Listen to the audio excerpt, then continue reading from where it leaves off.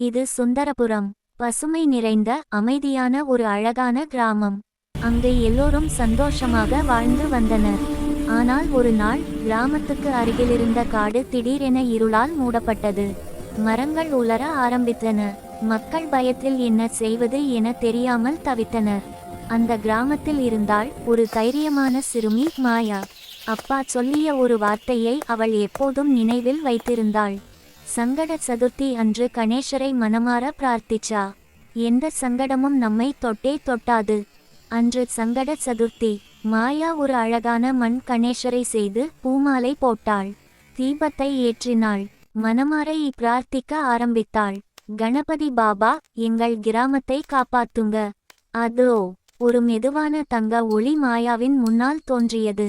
அந்த ஒளிக்குள் இன்னும் அழகாக, இன்னும் பாசமாக குழந்தை கணேஷா புன்னகையுடன் நிற்பார்.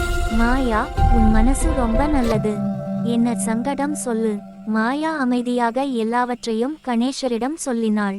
கணேஷா தன்னுடைய சிறிய தும்பிக்கையை மேலே தூக்கி ஒரு மந்திர காற்றை வீசினார். அந்த காற்று காடு முழுவதும் பாய்ந்தது. உலர்ந்த மரங்கள் மீண்டும் பச்சை நிறத்தில் மலர்ந்தன. பறவைகள் இனிய குரலில் பாட ஆரம்பித்தன. கிராமம் முழுவதும் மகிழ்ச்சி மீண்டும் பிறந்தது.